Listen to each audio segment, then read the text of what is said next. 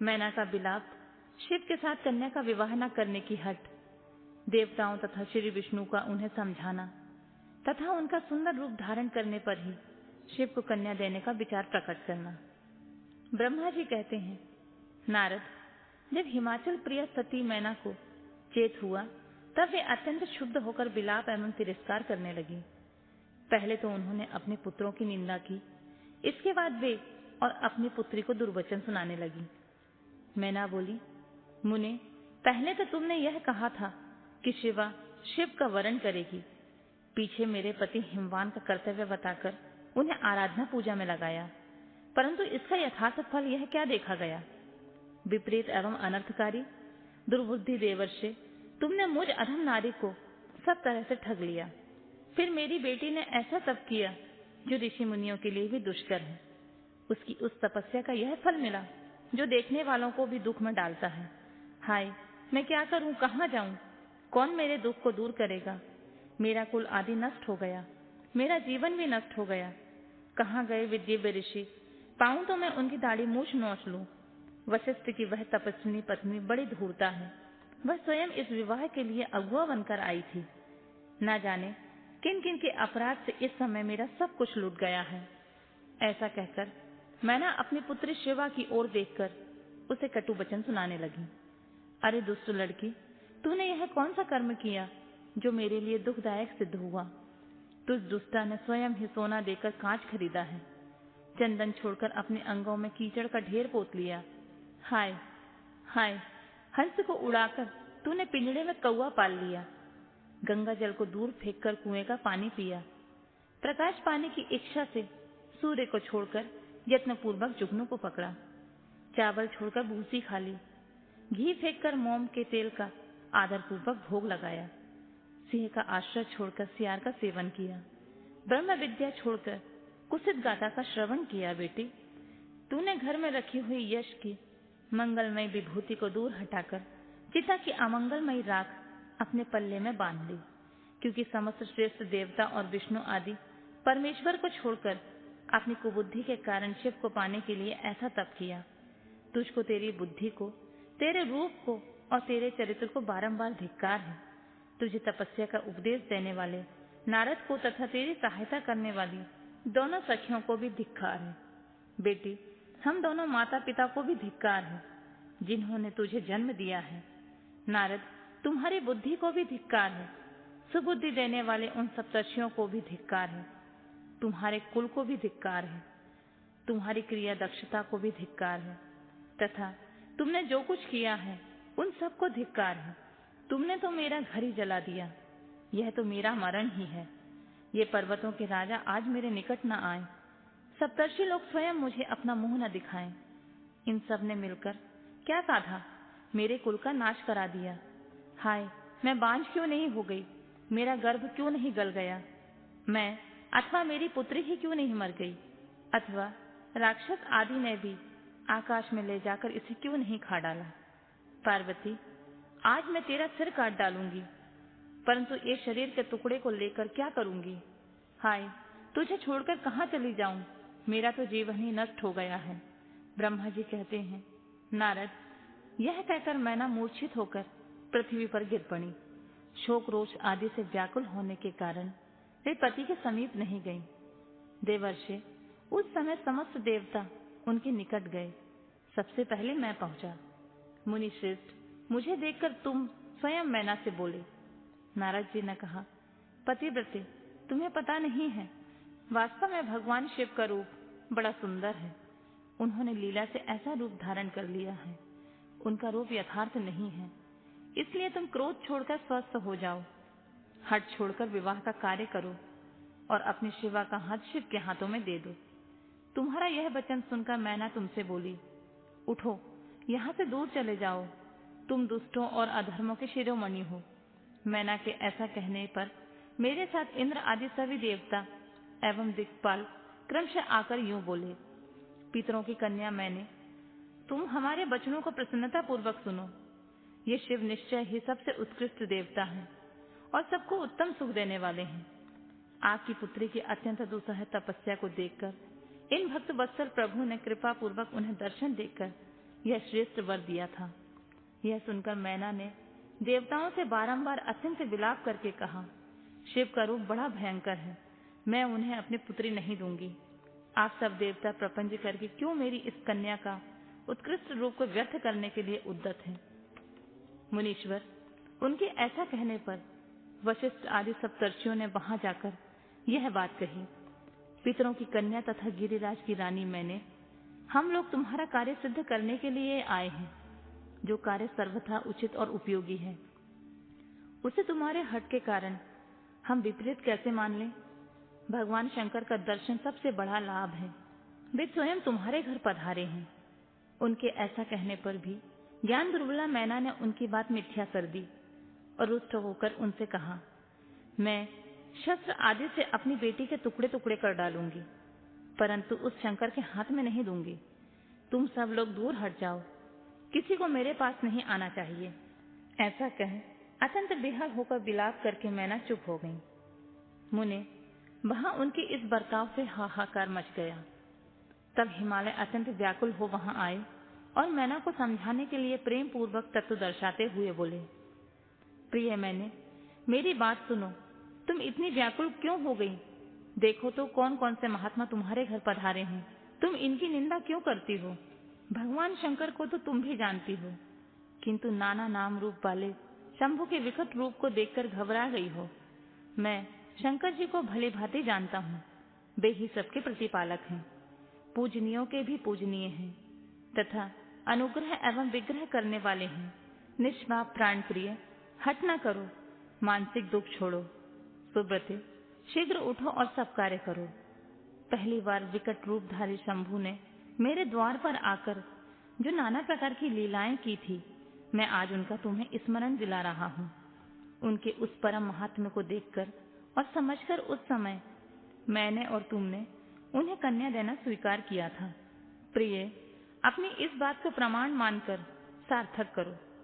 इस बात को सुनकर शिवा की माता मैना हिमालय से बोली, नाथ, मेरी बात सुनिए और सुनकर आपको वैसा करना चाहिए। आप अपनी पुत्री पार्वती के गले में रस्सी बांधकर इसे बैखट के पर्वत से नीचे गिरा दीजिए, परंतु मैं इसे हर के हाथ में नहीं दूंगी। अथवा नाथ, अपनी ही बेटी को ले जाकर निर्दयता पूर्वक समुद्र में डुबा दीजिए। गिरिराज, ऐसा करने पर आप पूर्ण सुखी हो जाएंगे। स्वामी, यदि विकट रूपधारी रुद्र को आप अपनी पुत्री देंगे तो मैं निश्चय ही अपना शरीर त्याग दूंगी। मैना ने जब हठपूर्वक ऐसी बात कही, तब पार्वती स्वयं आकर यह रमणीय वचन बोली, माँ, तुम्हारी बुद्धि तो बड़ी शुभकारक है, इस समय विपरीत कैसी हो गई? धर्म का अवलंबन करने वाली होकर भी तुम धर्म को कैसे छोड़ रही हो? ये रुद्रदेव सबकी उत्पत्ति के कारण भूत साक्षात ईश्वर हैं, इनसे बढ़कर कोई दूसरा नहीं है। समस्त श्रुतियों में यह वर्णन है कि भगवान शंभु सुंदर रूप वाले और सुखद हैं, कल्याणकारी महेश्वर समस्त देवताओं के स्वामी तथा स्वयं प्रकाश हैं।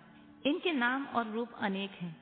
माता जी, श्री विष्णु और ब्रह्मा आदि भी इनकी सेवा करते हैं। ये सबके अधिष्ठान हैं, कर्ता, हर्ता और स्वामी हैं। विकारों की इन तक पहुंच नहीं है। ये तीनों देवताओं के स्वामी अविनाशी एवं सनातन हैं। इसके लिए ही सब देवता किंकर होकर तुम्हारे द्वार पर पधारे हैं और उत्सव मना रहे हैं। इससे बढ़कर सुख की क्या बात हो सकती है? अतः यत्न पूर्वक उठो और जीवन सफल करो। मुझे शिव के हाथों में सौंप दो और अपने गृहस्थ आश्रम को सार्थक करो। माँ, मुझे परमेश्वर शंकर की सेवा में दे दो। मैं स्वयं तुमसे यह बात कहती हूँ, तुम मेरी इतनी सी विनती मान लो।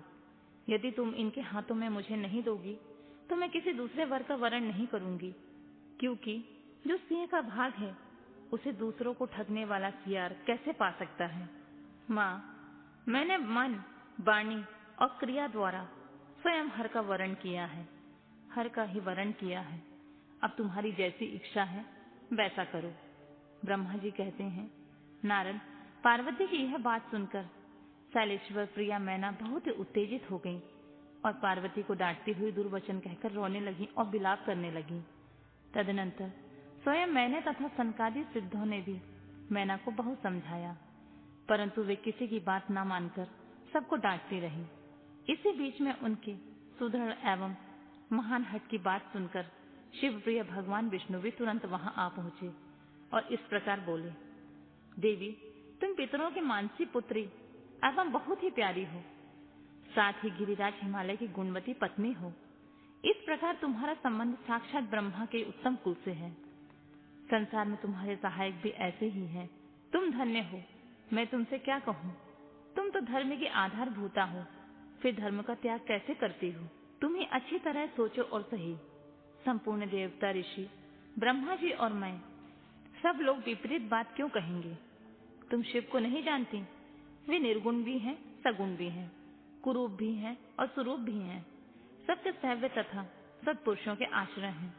उन्हीं ने मूल प्रकृति रूपा देवी ईश्वरी का निर्माण किया और उसके बगल में पुरुषोत्तम का निर्माण करके बैठाया।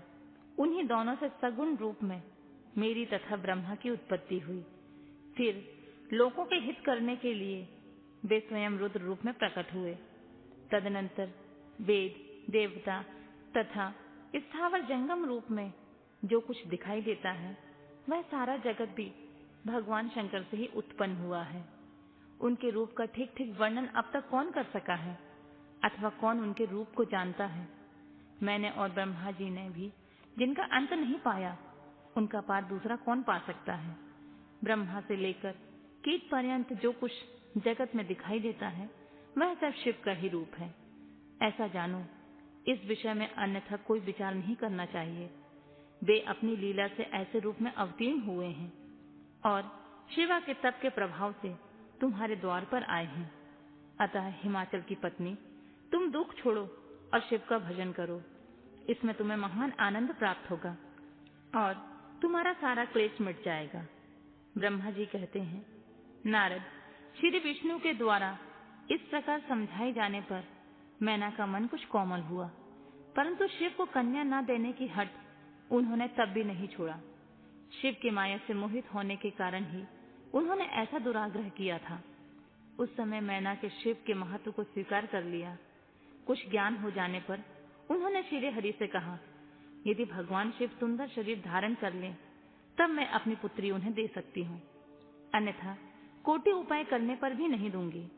यह बात मैं सच्चाई और दृढ़ता के साथ कह रही हूँ। ऐसा कहकर दृढ़ता पूर्वक उत्तम व्रत का पालन करने वाली मैना शिव की इच्छा से प्रेरित होकर चुप हो गई। धन्य है शिव की माया, जो सबको मुंह में डाल देती है।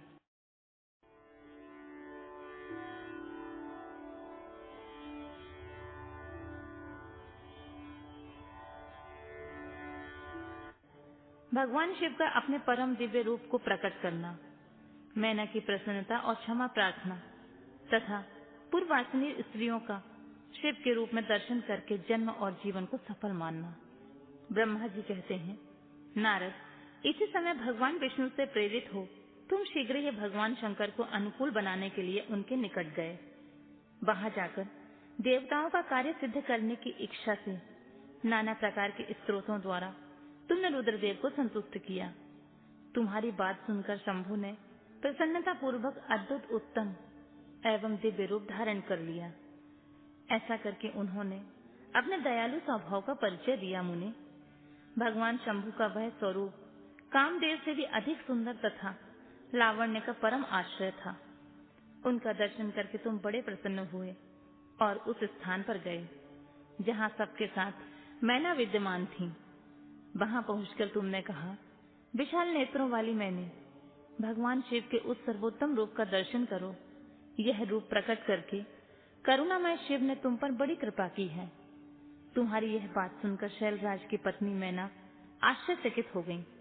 उन्होंने शिव के उस परम आनंददायक रूप का दर्शन किया जो करोड़ों सूर्यों के समान तेजस्वी, सर्वांग सुंदर, विचित्र वस्त्रधारी तथा नाना प्रकार के आभूषणों से विभूषित था। वह अत्यंत प्रसन्न, सुंदर हास्य से सुशोभित, ललित लावण्य से लसित, मनोहर गौण वर्ण द्युतिमान एवं चंद्रलेखा से अलंकृत था। विष्णु आदि संपूर्ण देवता बड़े प्रेम से भगवान शिव की सेवा कर रहे थे। सूर्य देव ने छत्र लगा रखा था। चंद्रदेव ने मस्तक का मुकुट बनकर उनकी शोभा बढ़ा रहे थे। इन सब साधनों से भगवान शंकर सर्वथा रमणीय जान पड़ते थे। उनका वाहन भी अनेक प्रकार के आभूषणों से विभूषित था। उनकी महाशोभा का वर्णन नहीं हो सकता है। गंगा और यमुना भगवान शिव को सुंदर चमर डुला रही थीं और 8 सिद्धियां उनके आगे नाच रही थीं। उस समय मैं भगवान विष्णु तथा इंद्र आदि देवता अपने अपने वेश को भली भांति विभूषित करके पर्वतवासी भगवान शिव के साथ चल रहे थे। नाना रूपधारी शिव के गण खूब सज धज कर अत्यंत आनंदित होकर शिव के आगे आगे चल रहे थे। सिद्ध, उपदेवता, समस्त मुनि तथा अन्य लोग महान सुख का अनुभव करते हुए अत्यंत प्रसन्नता पूर्वक शिव के साथ यात्रा कर रहे थे। इस प्रकार देवता आदि सब लोग विवाह देखने के लिए उत्कंठित हो खूब सज धज कर अपनी पत्नियों के साथ परब्रह्मा शिव का यशोगान करते हुए जा रहे थे। विश्वावसु आदि गंधर्व अप्सराओं के साथ हो शंकर जी के उत्तम यश का गान करते हुए उनके आगे आगे चल रहे थे। मुनि श्रेष्ठ महेश्वर के शैलराज के द्वार पर पधारते समय इस प्रकार वहां नाना प्रकार का महान उत्सव हो रहा था। मुनीश्वर, उस समय वहां परमात्मा शिव की जैसी शोभा हो रही थी। उनका विशेष रूप से वर्णन करने में कौन समर्थ हो सकता है। उन्हें वैसे विलक्षण रूप में देखकर मैना क्षण भर के लिए चित्र लिखी सी रह गई।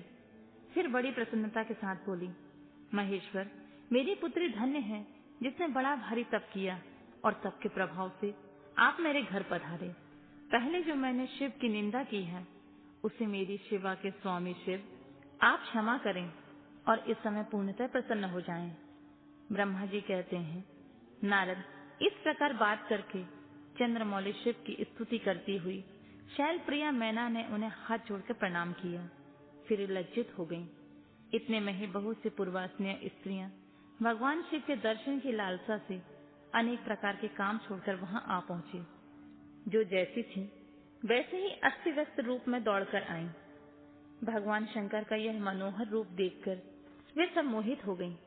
शिव के दर्शन से हर्ष को प्राप्त हो प्रेम पूर्वक हृदय वाली वे नारियां महेश्वर की उस मूर्ति को अपने मन मंदिर में बिठाकर इस प्रकार बोली, अहो हिमवान के नगर में निवास करने वाले लोगों के नेत्र आज सफल हो गए। जिस जिस व्यक्ति ने इस दिव्य रूप का दर्शन किया है निश्चय ही उनका जन्म सार्थक हो गया। उसी का जन्म सफल है और उसी की सारी क्रियाएं सफल हैं। जिसने संपूर्ण पापों को नाश करने वाले साक्षात शिव का दर्शन किया है। पार्वती ने शिव के लिए जो तप किया है उसके द्वारा उन्होंने अपना सारा मनोरथ सिद्ध कर लिया। शिव को पति के रूप में पाकर ये शिवा धन्य और कृतकृत्य हो गईं। यदि विधाता शिवा और शिव की इस युगल जोड़ी को सानंद एक दूसरे से मिला ना देते तो सारा परिश्रम निष्फल हो जाता। इस उत्तम जोड़ी को मिलाकर ब्रह्मा जी ने बहुत अच्छा कार्य किया है। इससे सबके सभी कार्य सार्थक हो गए। तपस्या के बिना मनुष्यों के लिए शंभु का दर्शन दुर्लभ है। भगवान शंकर के दर्शन मात्र से ही सब लोग कृतार्थ हो गए। जो जो सर्वेश्वर गिरजापति शंकर का दर्शन करते हैं वे सारे पुरुष श्रेष्ठ हैं और हम सब नारियां भी धन्य हैं। ब्रह्मा जी कहते हैं, नारद ऐसी बात कहकर उन स्त्रियों ने चंदन और अक्षत से शिव का पूजन किया और बड़े आदर से उनके ऊपर खीलों की वर्षा की। वे सब स्त्रियां मैना के साथ उत्सुक होकर खड़ी रहीं और मैना तथा गिरिराज के भूरे भाग्य की सराहना करती रहीं। मुनि स्त्रियों के मुख से वैसे ही शुभ बातें सुनकर विष्णु आदि सभी देवताओं के साथ भगवान शिव को बड़ा हर्ष हुआ।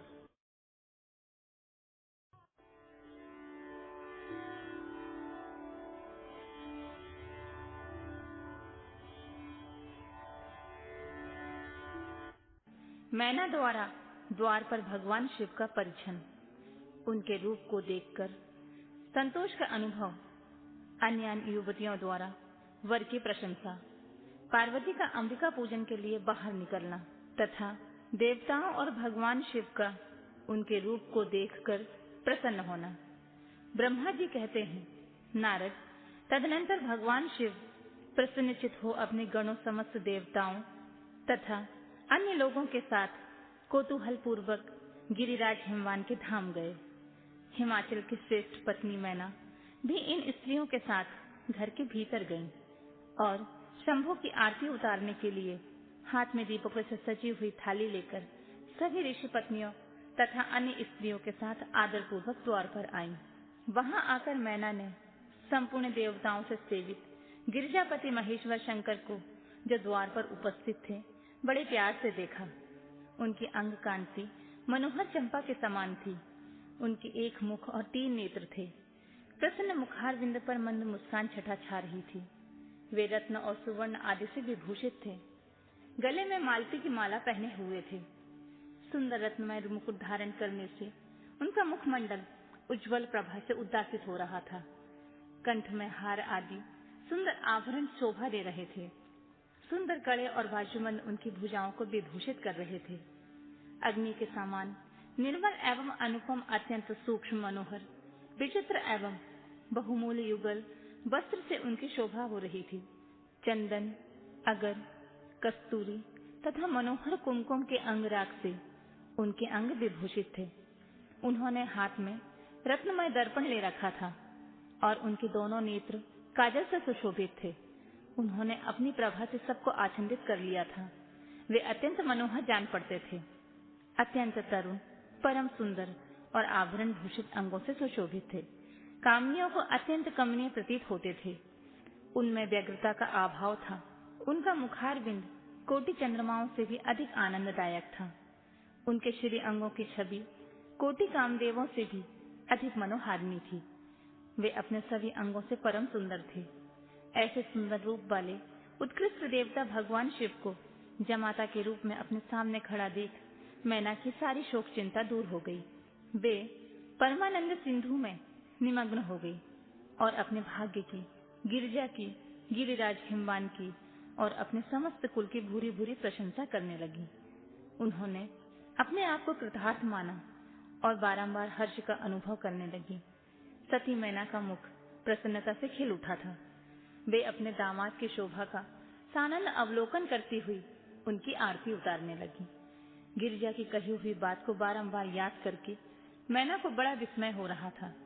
वे हर्षफुल्ल मुखारविंद से युक्त हो मन ही मन यूं कहने लगी, पार्वती ने मुझसे पहले जैसे बताया था, उससे भी अधिक सौंदर्य में इन परमेश्वर शिव के अंगों में देख रही हूँ। महेश्वर का मनोहर लावण्य इस समय अवर्णनीय है। ऐसा सोचकर आश्चर्यचकित हुई मैना अपने घर के भीतर आई। वहां आई हुई युवतियों ने वर के मनोहर रूप की भूरी भूरी प्रशंसा की। वे बोली, गिरिराज नंदिनी शिवा तो धन्य है, धन्य है। कुछ कन्याएं कहने लगी, दुर्गा तो साक्षात भगवती हैं। दूसरी कन्याएं महारानी मैना से बोली, हमने तो कभी ऐसा वर नहीं देखा है और ना ही ध्यान में कभी ऐसे वर का अवलोकन किया है। इन्हें पाकर गिरिजा धन्य हो गई। भगवान शंकर का वह रूप देखकर समस्त देवता हर्ष से खिल उठे। श्रेष्ठ गंधर्व उनका यशगान गाने लगे और अप्सराएं नृत्य करने लगी। बाजा बजाने वाले लोग मधुर ध्वनि में अनेक प्रकार की कलाएं दिखाते हुए आदर पूर्वक भांति भांति के बाजे बजा रहे थे। हिमाचल ने भी आनंदित होकर द्वारोचित मंगलाचार्य किया। समस्त नारियों के साथ मैना ने भी महान उत्सव मनाते हुए वर का परीक्षण किया। फिर वे प्रसन्नता पूर्वक घर में चली गईं। इसके बाद भगवान शिव अपने गणों और देवताओं के साथ अपने को दिए गए स्थान जनवासे में चले गए।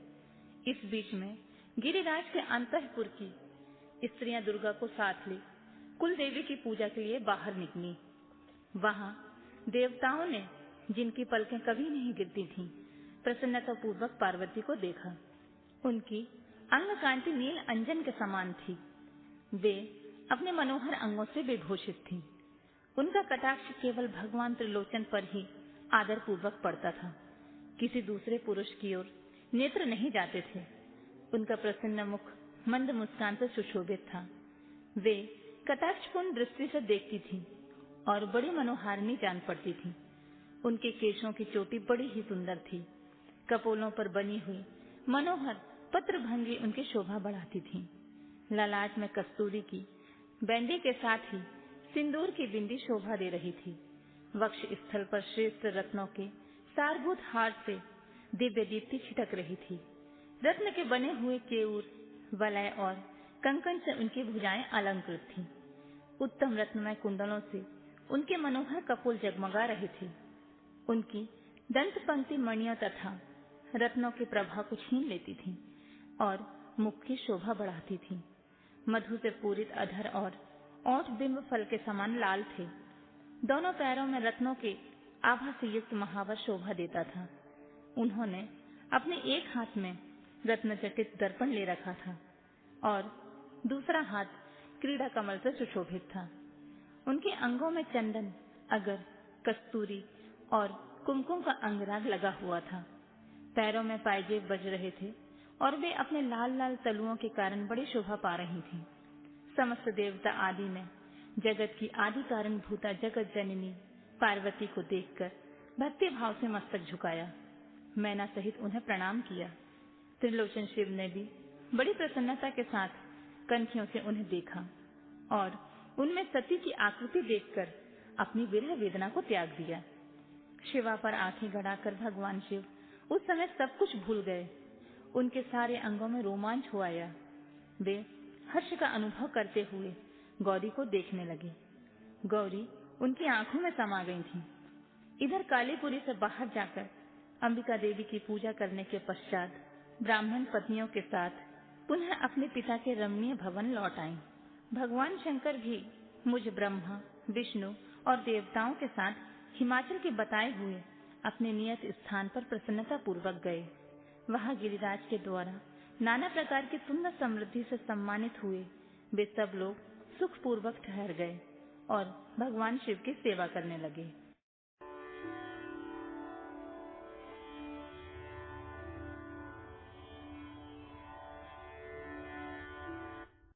वर पक्ष के आभूषणों से विभूषित शिवा की निराजना। कन्यादान के समय वर के साथ सब देवताओं का हिमाचल के घर के आंगन में विराजना तथा वर वधू के द्वारा एक दूसरे का पूजन। ब्रह्मा जी कहते हैं, नारद, तदनंतर गिरिश्रेष्ठ हिमवान ने प्रसन्नता और उत्साह के साथ वेद मंत्रों द्वारा दुर्गा और शिव का उपस्नान करवाया। तत्पश्चात गिरिराज की प्रार्थना से श्री विष्णु आदि देवता तथा मुनि कौतूहल पूर्वक उनके घर के भीतर गए। वहां उन्होंने वैदिक और लौकिक आचार का यथार्थ रीति से पालन करके भगवान शिव के दिए हुए आभूषणों से देवी शिवा को अलंकृत किया। सखियों और ब्राह्मण की पत्नियों ने पहले पार्वती को स्नान करवाया, फिर सब प्रकार के वस्त्र आभूषणों से विभूषित करके उनकी आरती उतारी। तीनों लोकों की जननी महाशैल पुत्री शिवा दिव्य आभूषणों से सुसज्जित हो मन ही मन भगवान शिव का ध्यान करती हुई वहीं बैठ गईं। उस समय उनकी बड़ी शोभा हो रही थी। उस अवसर पर दोनों पक्षों में महान आनंददायक उत्सव होने लगा। ब्राह्मणों को शास्त्रोक्त रीति से नाना प्रकार का दान दिया गया। अन्य लोगों को भी वहां भली भांति के बहुत से द्रव्य बांटे गए। विशेष उत्सव के साथ गीत और वाद्य आदि के द्वारा लोगों का मनोरंजन किया गया। तदनंतर मैं ब्रह्मा, भगवान विष्णु, इंद्र आदि देवता तथा मुनि ये सब के सब बड़ी प्रसन्नता के साथ सानंद उत्सव मनाते हुए भक्ति भाव से शिवा को प्रणाम करके शिव के चरणार बिंदों के चिंतन पूर्वक हिमाचल की आज्ञा लिए अपने अपने स्थान पर चले गए। इसके बाद गर्ग ने कन्यादान का समय जान हिमाचल से श्री शंकर तथा बारातियों को बुलाने के लिए कहा। फिर तो बाजे बजने लगे। हिमाचल के मंत्री ने जाकर वर तथा बारातियों को शीघ्र पधारने के लिए प्रार्थना की। वे बोले, कन्यादान के लिए उचित समय आ गया है, अतः आप लोग शीघ्र मंडप में पधारें। तदनंतर भगवान शिव को सुंदर वस्त्र आभूषणों से सुसज्जित करके वृषभ की पीठ पर बैठाया गया और जय बोलते हुए सब लोग चले। भगवान शंकर को आगे करके बाजा बजाते हुए कौतुक करते हुए सब बाराती हिमालय के घर को गए। हिमालय के भेजे हुए ब्राह्मण तथा श्रेष्ठ पर्वत कौतूहल पूर्वक शंभु के आगे आगे चलते थे।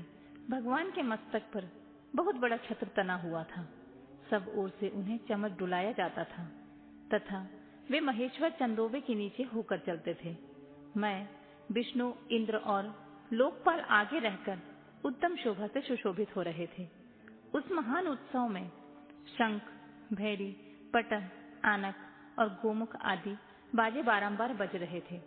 इन सब के साथ जगत की एकमात्र जीवन बंधु भगवान शिव परमेश्वरोचित तेज से संपन्न हो यात्रा कर रहे थे। उस समय समस्त देवेश्वर उनकी सेवा में उपस्थित हो बड़े हर्षो उल्लास के साथ उन पर फूलों की वर्षा करते थे। इस प्रकार पूजित और बहुत सी स्तुतियों द्वारा प्रशंसित हो परमेश्वर शिव ने यज्ञ मंडप में प्रवेश किया। वहां श्रेष्ठ पर्वतों ने शिव को वृषभ से उतारा और महान उत्सव के साथ प्रेम पूर्वक उन्हें घर के भीतर ले गए।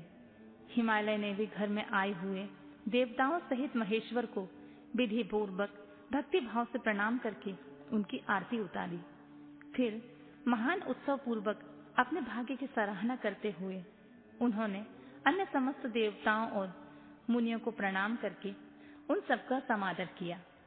श्री विष्णु महेश्वर को तथा मुख्य मुख्य देवताओं को पाद्य अर्घ देकर हिमालय उन्हें अपने भवन के भीतर ले गए और आंगन में रत्नमय सिंहासनों के ऊपर मुझको, विष्णु को, शंकर जी को तथा अन्य विशिष्ट व्यक्तियों को बिठाया।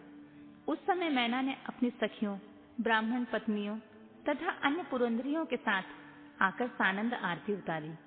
कर्मकांड के ज्ञाता पुरोहित महात्मा शंकर के लिए मधुपर्क पूजन आदि जो जो आवश्यक कृत्य थे उन सबको सहर्ष संपन्न किया। फिर मेरे कहने से पुरोहित ने प्रस्ताव के अनुरूप उत्तम मंगल कार्य करना आरंभ किया। इसके बाद हिमालय ने अंत वेदी में जहाँ समस्त आभूषणों से विभूषित उनकी कृशांगी कन्या वेदी के ऊपर विराजमान थी, वहां मेरे और श्री विष्णु के साथ महादेव जी को ले गए। तदनंतर बृहस्पति आदि विद्वान बड़े उत्साह से संपन्न हो कन्यादानोचित लग्न की प्रतीक्षा करने लगे। गर्ग ने पुण्याह वाचन करते हुए पार्वती जी की अंजलि में चावल भरे और शिव जी के ऊपर अक्षत छोड़ा। परम उदार सुमुखी पार्वती ने दही, अक्षत, कुश और जल से वहां रुद्रदेव का पूजन किया, जिनके लिए शिवा ने बड़ी भारी तपस्या की थी। उन भगवान शिव को बड़े प्रेम से देखती हुई वे वहां अत्यंत शोभा पा रही थीं। फिर मेरे और गर्ग आदि मुनियों के कहने से शंभु ने लोकाचारवश शिवा का पूजन किया। इस प्रकार परस्पर पूजन करते हुए वे दोनों जगतमय पार्वती परमेश्वर वहां सुशोभित हो रहे थे। त्रिभुवन की शोभा से संपन्न हो परस्पर देखते हुए उन दोनों दंपति की लक्ष्मी आदि देवियों ने विशेष रूप से आरती उतारी।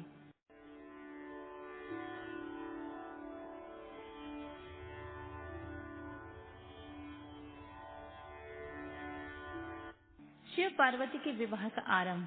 हिमालय के द्वारा शिव के गोत्र के विषय में प्रश्न होने पर नारद जी के द्वारा उत्तर।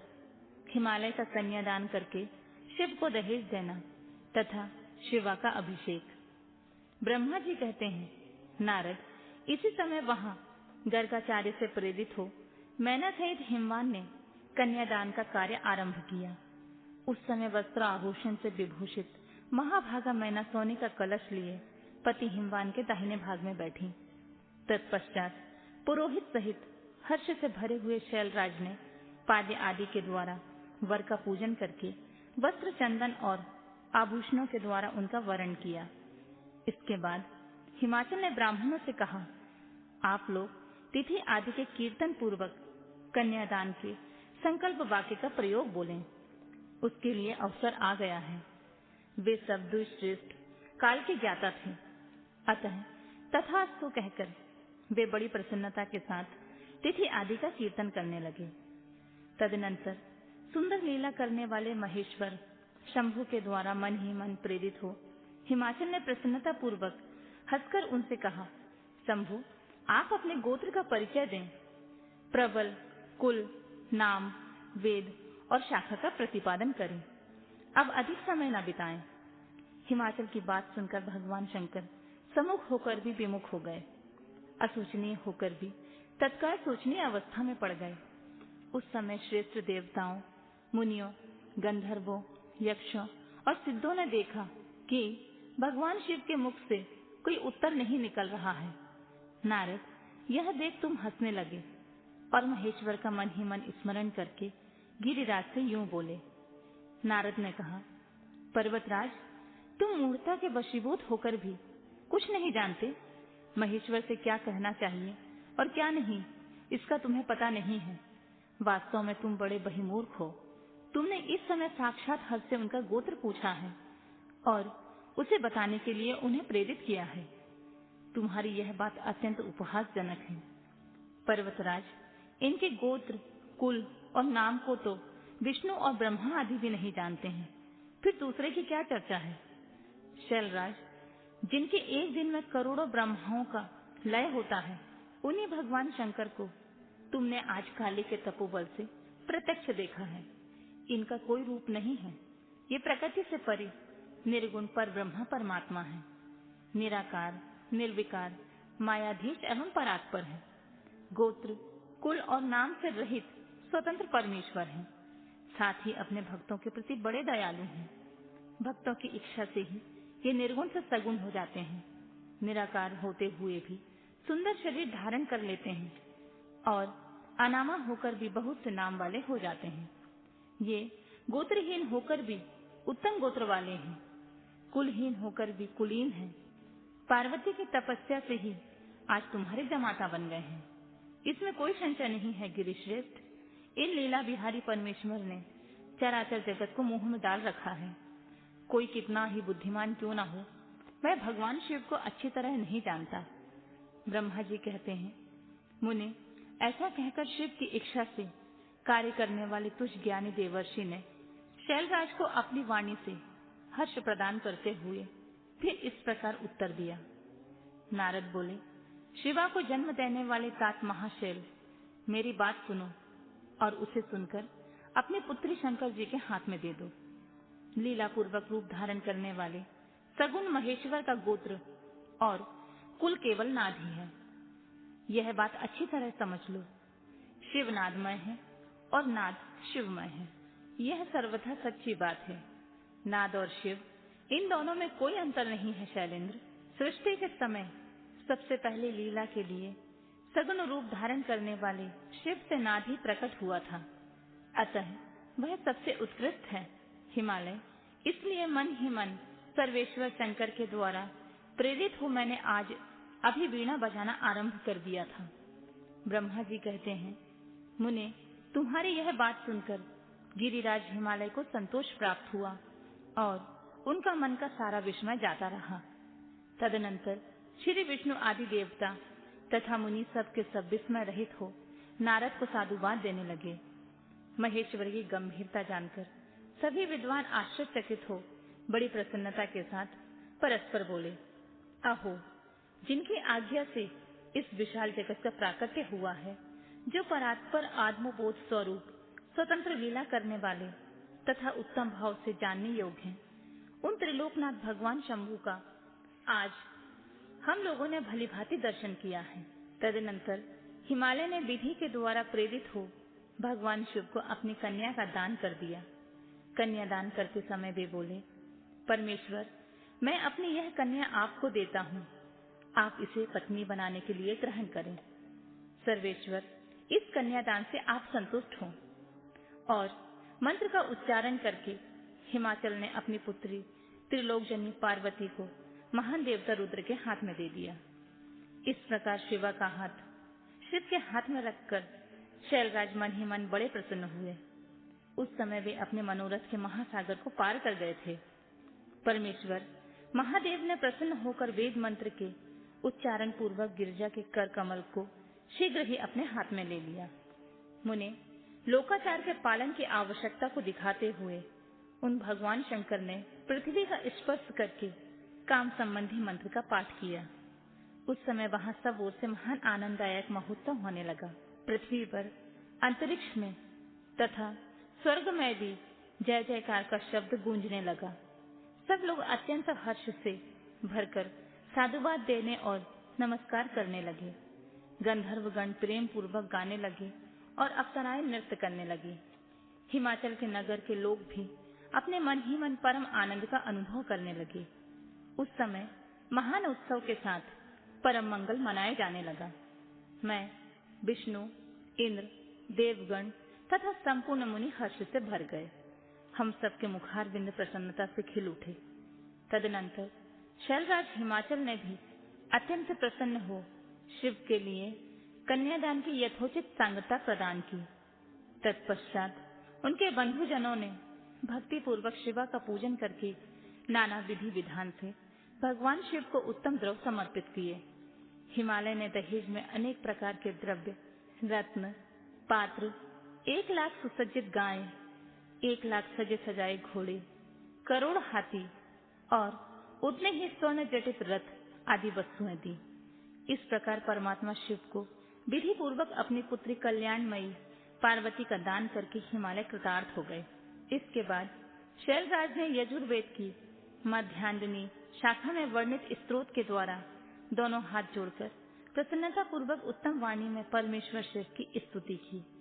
तत्पश्चात वेद वेदता हिमालय की आज्ञा देने पर मुनियों ने बड़े उत्साह के साथ शिवा के सिर पर अभिषेक किया और महादेव जी का नाम लेकर उनकी अभिषेक की विधि पूरी की।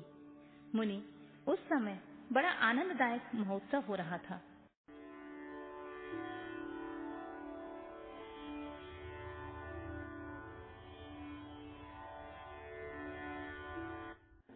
शिव के विवाह का उपसंहार, उनके द्वारा दक्षिणा वितरण, वर वधू का कोहवर्त और वास भवन में जाना, वहां स्त्रियों का उनसे लोकाचार का पालन कराना, रति की प्रार्थना से शिव द्वारा काम को जीवन दान एवं वर प्रदान, वर वधू का एक दूसरे को मिष्ठान भोजन कराना और शिव का जनवासी में लौटना।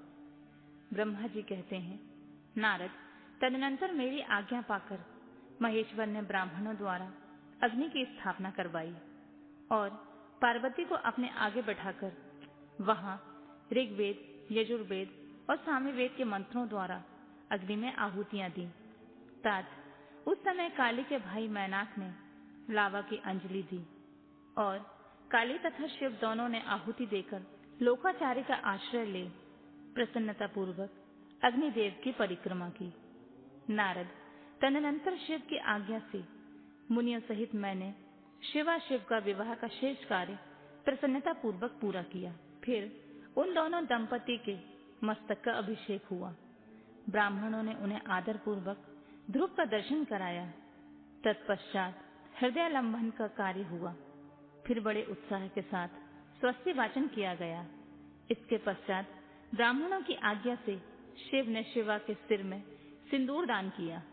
उस समय गिरिराज नंदिनी उमा की शोभा अद्भुत और अवर्णनीय हो गई। फिर ब्राह्मणों के आदेश से वे शिव दंपति एक आसन पर विराजमान हो भक्तों के चित्त को आनंद देने वाली उत्तम शोभा पाने लगे। तदनंतर अद्भुत लीला करने वाले उन नव दंपति ने मेरी आज्ञा पाकर अपने स्थान पर आ संशस्त्र प्राशन किया। इस प्रकार विधि पूर्वक उस वैवाहिक यज्ञ को पूर्ण हो जाने पर भगवान शिव ने मुझ लोक दृष्टा ब्रह्मा को पूर्ण पात्र दान दिया। फिर शंभु ने आचार्य को गोदान दिया। मंगलदायक जो बड़े बड़े दान बताए गए हैं वे सभी सहर्ष संपन्न किए गए। तत्पश्चात उन्होंने बहुत से ब्राह्मणों को पृथक पृथक 100 सुवर्ण मुद्राएं दी, करोड़ों रत्न दान किए और अनेक प्रकार के द्रव्य बांटे। उस समय सब देवता तथा दूसरे दूसरे चराचर जीव मन में बड़े प्रसन्न हुए और जोर जोर से जय जयकार की ध्वनि होने लगी। सब ओर मांगलिक शब्द और गीत होने लगे। वाद्यों की मनोहर ध्वनि सबके आनंद को बढ़ाने लगी। इसके बाद श्री विष्णु, मैं, देवता, ऋषि तथा अन्य सब लोग गिरिराज से आज्ञा ले बड़ी प्रसन्नता के साथ शीघ्र ही अपने अपने डेरे में चले आए। उस समय हिमालय नगर की स्त्रियां आनंद मग्न हो शिव और पार्वती को लेकर कोहबर में गईं। वहां उन सब ने आदर पूर्वक वर वधू से लोकाचार्य का संपादन कराया। उस समय सब और परमानंददायक महान उत्सव छा रहा था। तदनंतर वे स्त्रियां उन लोक कल्याणकारी दंपति को साथ ले परम दिव्य वास भवन में गईं और वहां भी प्रसन्नता पूर्वक लोकाचार का संपादन किया। इसके बाद गिरिराज के नगर की स्त्रियों ने समीप जाकर मंगल कृत्य करके उन नव दंपति को केली गृह में पहुंचाया और जय ध्वनि करती हुई उनके गठबंधन की गांठ खोलने आदि का कार्य संपन्न किया। उस समय उस नूतन दंपति को देखने के लिए 16 दिव्य नारियां बड़े आदर के साथ शीघ्रता पूर्वक वहां आईं। उनके नाम इस प्रकार हैं: सरस्वती, लक्ष्मी, सावित्री, गंगा, अदिति, शची, लोपामुद्रा, अरुंधति, अहिल्या, तुलसी, स्वाहा, रोहिणी, पृथ्वी, शतरूपा, संज्ञा तथा रति, ये देवांगनाएं तथा मनोहारिणी देव कन्या, नाग कन्या और मुनि कन्याएं भी वहां आ पहुंची। वहां जितनी स्त्रियां उपस्थित थीं, उन सब की गणना करने में कौन समर्थ। उनके दिए हुए रत्नमय सिंहासन पर भगवान शिव प्रसन्नता पूर्वक बैठे। उस समय उन्होंने शिव से नाना प्रकार की विनोदपूर्ण बातें कही। तदनंतर प्रसन्नचित्त हुए भगवान महेश्वर ने पत्नी के साथ मिष्ठान भोजन और आचमन करके कपूर डाला हुआ पान खाया। इसी अवसर पर अनुकूल समय जानकर प्रसन्न हुई रति ने दीन वत्सल भगवान शंकर से कहा, भगवान, पार्वती का पारिग्रहण करके आपने अत्यंत दुर्लभ सौभाग्य प्राप्त किया है। बताइए, मेरे प्राणनाथ को जो सर्वथा स्वार्थ रहित थे, आपने क्यों भस्म कर डाला? अब यहाँ मेरे पति को जीवित कीजिए और अपने अंतःकरण में काम संबंधी व्यापार को जगाइए। आपको और मुझको जो सामान्य रूप से वियोग जनित संताप प्राप्त हुआ है, उसे दूर कीजिए महेश्वर। आपके इस विवाह उत्सव में सब लोग सुखी हैं, केवल मैं ही पति की बिना दुख में डूबी हुई हूँ। देव शंकर, प्रसन्न हो जाइए और मुझे सनाथ कीजिए। दीन बंधु परम प्रभु, अपनी कही हुई बात को सत्य कीजिए। चराचर प्राणियों सहित तीनों लोकों में आपके सिवा दूसरा कौन है जो मेरे दुख का नाश करने में समर्थ हो। अतः ऐसा आप मुझ पर कृपा कीजिए। दीनों पर दया करने वाले नाथ, सबको आनंद प्रदान करने वाले, अपने इस विवाह उत्सव में मुझे भी उत्सव संपन्न बनाइए। मेरे प्राणनाथ के जीवित होने पर ही अपनी प्रिया पार्वती के साथ आपका सुंदर विहार परिपूर्ण होगा। इसमें कोई संशय नहीं है सर्वेश्वर। आप सब कुछ जानने में समर्थ हैं, क्योंकि आप ही परमेश्वर हैं। यहाँ अधिक कहने से क्या लाभ है सर्वेश्वर। अब आप शीघ्र मेरे पति को जीवित कीजिए। ऐसा कहकर रति ने गांठ में बंधा हुआ कामदेव के शरीर का भस्म शंभू को दे दिया और उनके सामने हे नाथ कहकर रोने लगी।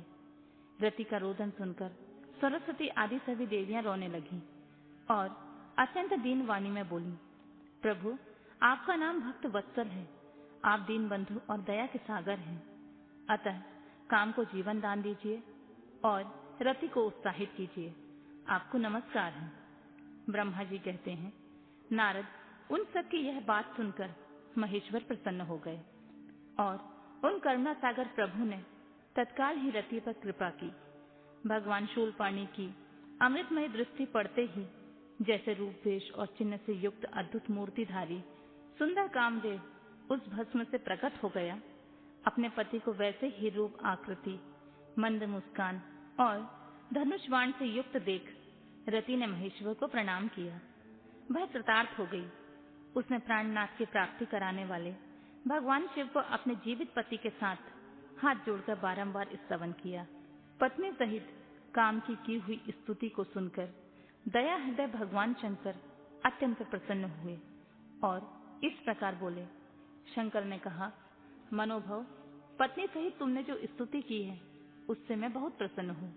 स्वयं प्रकट होने वाले काम, तुम वर मांगो, मैं तुम्हें मनोवांछित वस्तु दूंगा। शंभु का यह वचन सुनकर कामदेव महान आनंद में निमग्न हो गया और हाथ जोड़कर मस्तक झुकाकर गद्यवाणी में बोला, देवादिदेव महादेव, करुणा सागर प्रभु, यदि आप मुझ पर प्रसन्न हो तो मेरे लिए आनंददायक होइए। प्रभु, पूर्व काल में मैंने जो अपराध किया था उसे क्षमा कीजिए। स्वजनों के प्रति परम प्रेम और अपने चरणों में भक्ति दीजिए। कामदेव का यह कथन सुनकर परमेश्वर शिव प्रसन्न हो बोले, बहुत अच्छा। इसके बाद उन करुणा निधि ने हंसकर कहा, महामते कामदेव, मैं तुम पर प्रसन्न हूँ। तुम अपने मन से भय निकाल दो, भगवान विष्णु के पास जाओ और इस घर से बाहर ही रहो। तदनंतर काम शिव जी को प्रणाम करके बाहर आ गया। विष्णु आदि देवताओं ने उसे आशीर्वाद दिया। इसके बाद भगवान शंकर ने उस वास भवन में पार्वती को बाएं बिठाकर मिष्ठान भोजन कराया और पार्वती ने भी प्रसन्नता पूर्वक उनका मुंह मीठा किया। तदनंतर वह लोकाचार का पालन करते हुए आवश्यक कृत्य करके मैना और हिमवान की आज्ञा ले भगवान शिव जनवासे में चले गए। मुने उस समय महान उत्सव हुआ और वेद मंत्रों की ध्वनि होने लगी। लोग चारों प्रकार के बाजे बजाने लगे। जनवासे में अपने स्थान पर पहुंचकर शिव ने लोकाचारग्रस्त मुनियों को प्रणाम किया, श्री हरि की ओर मस्तक झुकाया। फिर सब देवता आदि ने उनकी वंदना की। उस समय वहां जय जयकार, नमस्कार तथा समस्त विघ्नों का विनाश करने वाली शुभदायिनी वेद ध्वनि भी होने लगी। इसके बाद मैंने भगवान विष्णु ने तथा इंद्र ऋषि और सिद्ध आदि ने भी शंकर जी की स्तुति की। गिरिजा नायक महेश्वर की स्तुति करके वे विष्णु आदि देवता प्रसन्नता पूर्वक उनकी यथोचित सेवा में लग गए। तत्पश्चात लीला पूर्वक शरीर धारण करने वाले महेश्वर शंभु ने उन सबको सम्मान दिया। फिर उन परमेश्वर की आज्ञा पाकर वे विष्णु आदि देवता अत्यंत प्रसन्न हो अपने अपने विश्राम स्थान को गए।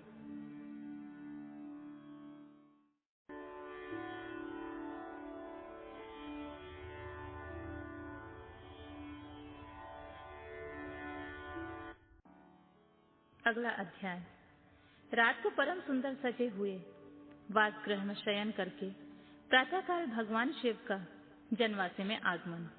ब्रह्मा जी कहते हैं, तात तदनंतर भाग्यवानों में श्रेष्ठ और चतुर गिरिराज हिमवान ने बारातियों को भोजन कराने के लिए अपने आंगन को सुंदर ढंग से सजाया तथा अपने पुत्रों एवं अन्यान पर्वतों को भेजकर शिव सहित सब देवताओं को भोजन के लिए बुलाया।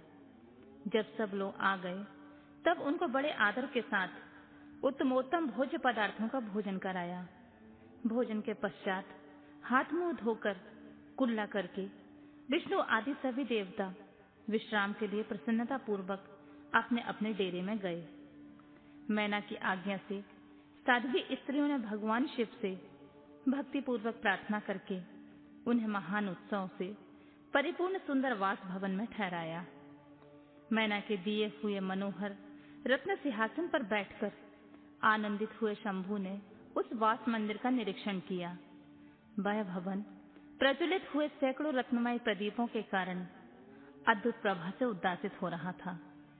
वहां रत्नमय पात्र तथा रत्नों के ही कलश रखे गए थे। मोती और मणियों से सारा भवन जगमगा रहा था। रत्नमय दर्पण की शोभा से संपन्न तथा श्वेत चमड़ों से अलंकृत था। मुक्ता मणियों की सुंदर मालाओं से आविष्ठित हुआ वह वासभवन बड़ा समृद्धिशाली दिखाई देता था। उसमें कहीं उपमा नहीं थी। वह महादिव्य, अति विचित्र, परम मनोहर तथा मन को आनंद प्रदान करने वाला था। उसके फर्श पर नाना प्रकार की रचनाएं की गई थीं। बेल बूटे निकाले गए थे। शिव जी को दिए हुए वर का ही महान एवं अनुपम प्रभाव दिखाई हुआ वह शोभाशाली भवन शिवलोक के नाम से प्रसिद्ध किया गया था। नाना प्रकार के सुगंधित श्रेष्ठ द्रव्यों से सुवासित तथा सुंदर प्रकाश से परिपूर्ण था। वहां चंदन और अगर की सम्मिलित गंध फैल रही थी। उस भवन में फूलों की सेज बिछी हुई थी। विश्वकर्मा के द्वारा बनाया हुआ वह भवन नाना प्रकार के विचित्र चित्रों से सुसज्जित था। श्रेष्ठ रत्नों की सारभूत मणियों से निर्मित सुंदर हारों द्वारा उस वासगृह को अलंकृत किया गया था। उसमें विश्वकर्मा द्वारा निर्मित कृत्रिम वैकुंठ, ब्रह्मलोक, कैलाश, इंद्र भवन तथा शिवलोक आदि दिख रहे थे। ऐसे आश्चर्यजनक शोभा से संपन्न उस वास भवन को देखकर गिरिराज हिमालय की प्रशंसा करते हुए भगवान शंकर बहुत संतुष्ट हुए। वहां अति रमणीय रत्न जड़ित उत्तम पलंग पर परमेश्वर शिव बड़ी प्रसन्नता से लीला पूर्वक सोए। इधर हिमालय ने बड़ी प्रसन्नता से अपने समस्त भाई बंधुओं एवं दूसरे लोगों को भी भोजन कराया तथा जो कार्य शेष रह गए थे उन्हें भी पूर्ण किया। शैलराज हिमालय इस प्रकार आवश्यक कार्य में लगे हुए थे और प्रियतम परमेश्वर शिव शयन कर रहे थे। इतने में ही सारी रात बीत गई और प्रातःकाल हो गया। प्रभात काल होने पर धैर्यवान और उत्साही पुरुष नाना प्रकार के बाजे बजाने लगे। उस समय श्री विष्णु आदि सभी देवता सानंद उठे और अपने इष्ट देव देवेश्वर शिव का स्मरण करके वहां से कैलाश को चलने के लिए जल्दी जल्दी तैयार हो गए। उन्होंने अपने वाहन भी सुसज्जित कर लिए। तत्पश्चात धर्म को शिव के समीप भेजा। योग शक्ति से संपन्न धर्म नारायण की आज्ञा से वासगृह में पहुंचकर योगेश्वर शंकर से समायोजित बात बोले। प्रथम गणों के स्वामी महेश्वर, उठिए उठिए, आपका कल्याण हो, हमारे लिए भी कल्याणकारी होइए। जनवासी में चलिए और वहां सब देवताओं को कृतार्थ कीजिए। धर्म की यह बात सुनकर भगवान महेश्वर हंसे। उन्होंने धर्म को कृपा दृष्टि से देखा और शैया त्याग दी। इसके बाद धर्म से हंसते हुए कहा, तुम आगे चलो, मैं वहां शीघ्र ही आऊंगा, इसमें कोई संशय नहीं है। भगवान शिव के ऐसा कहने पर धर्म जनवासी में गए। तत्पश्चात शंभु भी वहां जाने को उद्यत हुए। यह जानकर महान उत्सव मनाती हुई स्त्रियां भी वहां आईं और भगवान शंभु के युगल चरणार बिंदों का दर्शन करते हुए मंगल गान करने लगी। तदनंतर लोकाचार का पालन करते हुए शंभु प्रातः कालिक कृत्य करके मैना और हिमालय की आज्ञा ले जनवासी को गए। मुने, उस समय बड़ा भारी उत्सव हुआ। वेद मंत्रों की ध्वनि होने लगी और चारों प्रकार के बाजे बजने लगे। अपने स्थान पर आकर शंभु ने लोकाचार वश मुनियों को, विष्णु को, मुझको प्रणाम किया। फिर देवता आदि ने उनकी वंदना की। उस समय जय जयकार, नमस्कार तथा वेद मंत्रोच्चारण की मंगलदायिनी ध्वनि होने लगी। इससे सब ओर कोलाहल छा गया।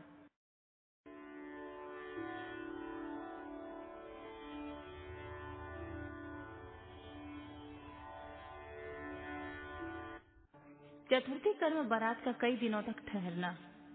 सप्तर्षियों के समझाने से हिमालय का बारात को विदा करने के लिए राजी होना। मैना का शिव को अपनी कन्या सौंपना तथा बारात का पुरी के बाहर जाकर ठहरना।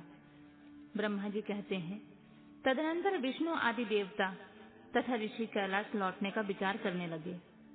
तब हिमालय ने जनवासे में आकर सबको भोजन के लिए निमंत्रित किया।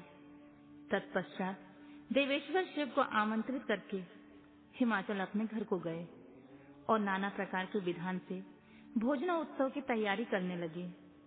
उन्होंने प्रसन्नता और उत्कंठा के साथ भोजन के लिए परिवार सहित भगवान शिव को यथोचित रीति से अपने घर बुलवाया। शंभु के, विष्णु के, मेरे, अन्य सब देवताओं के, मुनियों के तथा वहां आए हुए सबके चरणों को बड़े आदर के साथ धोकर उन सबको गिरिराज ने मंडप के भीतर सुंदर आसनों पर बिठाया। फिर अपने भाई बंधुओं को साथ लेकर उनके सहयोग से उन सब अतिथियों को नाना प्रकार के सरस पदार्थों द्वारा पूर्णतः तृप्त किया।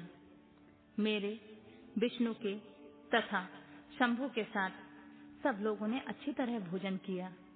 नारद विधिवत भोजन करके, आचमन करके तृप्त हुए, प्रसन्न हुए और सब लोग हिमालय से आज्ञा ले अपने अपने डेरे पर गए।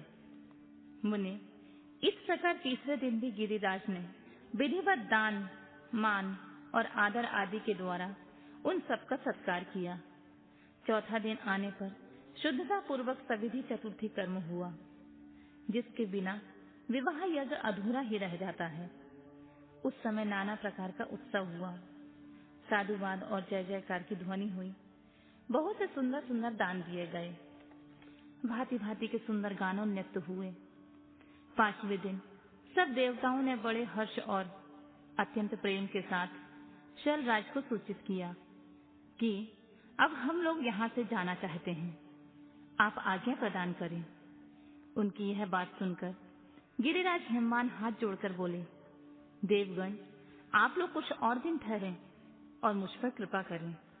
यूं कहकर उन्होंने स्नेह के साथ उन देवताओं को, भगवान शिव को, विष्णु को, मुझको और अन्य लोगों को बहुत दिनों तक ठहराया और प्रतिदिन विशेष आदर सत्कार किया। इस प्रकार देवताओं के बाहर रहते हुए बहुत से दिन बीत गए। तब उन सब ने गिरिराज के पास सप्तर्षियों को भेजा। सप्तर्षियों ने हिमवान और मैना से समयोचित बात कहकर उन्हें समझाया, परम शिव तत्व का वर्णन किया तथा प्रसन्नता पूर्वक उनके सौभाग्य की सराहना की। मुने उनके समझाने से गिरिराज ने बारात को विदा करना स्वीकार कर लिया। तत्पश्चात भगवान शंभु यात्रा के लिए उद्यत हो देवता आदि के साथ शैलराज के पास आए। देवेश्वर शिव देवताओं सहित कैलाश की यात्रा के लिए जब उद्यत हुए, उस समय मैना उच्च स्वर में रोने लगी और कृपा निधान से बोली, कृपा निधि, कृपा करके मेरी शिवा का भली भांति लालन पोषण कीजिएगा। आप आशुतोष हैं, पार्वती के सहस्त्र अपराधों को भी क्षमा कीजिए। मेरी बच्ची जन्म जन्म से आपके चरणार बिंदों की भक्त रही है और रहेगी। उसे सोते जागते समय भी अपने स्वामी महादेव के सिवा किसी दूसरे वस्तु की सुध नहीं रहती। मृत्युंजय, आपके प्रति भक्ति भाव की बातें सुनते ही यह हर्ष के आंसू बहाती हुई पुलकित हो उठती हैं और आपकी निंदा सुनकर ऐसा मौन साध लेती हैं मानो मर गई हूं। ब्रह्मा जी कहते हैं, नारद, ऐसा कहकर मेनका ने अपनी बेटी शिव को सौंप दी और उन दोनों के सामने ही उच्च स्वर में रोती हुई वह मूर्छित हो गई। तब महादेव जी ने मैना को समझाकर सचेत किया और उनसे विदा ले देवताओं के साथ महान उत्सव पूर्वक यात्रा की। ये देवता अपने स्वामी शिव के साथ सेवक गणों के साथ चुपचाप कैलाश पर्वत की ओर प्रस्थित हुए। वे मन ही मन शिव का चिंतन कर रहे थे। हिमाचलपुरी के बाहरी बगीचे में आकर शिव सहित सब देवता हर्ष और उल्लास के साथ ठहर गए और शिवा के आगमन की प्रतीक्षा करने लगे। मुनीश्वर, इस प्रकार देवताओं सहित शिव की श्रेष्ठ यात्रा का वर्णन किया गया है। अब शिवा की यात्रा का वर्णन सुनो, जो विरह, व्यथा और आनंद दोनों से संयुक्त है।